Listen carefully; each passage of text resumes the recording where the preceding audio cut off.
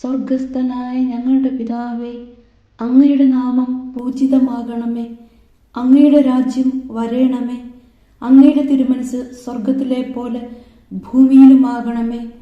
അന്നു വേണ്ടുന്ന ആഹാരം ഇന്ന് ഞങ്ങൾക്ക് തരണമേ. ഞങ്ങളോട് തെറ്റ് ചെയ്യുന്നവരോട് ഞങ്ങൾ ക്ഷമിക്കുന്നത് പോലെ ഞങ്ങളുടെ തെറ്റുകൾ ഞങ്ങളോടും ക്ഷമിക്കണമേ. ഞങ്ങളെ പ്രലോഭനത്തിൽ ഉൾപ്പെടുത്തരുത്, തിന്മയിൽ നിന്നും ഞങ്ങളെ രക്ഷിക്കണമേ.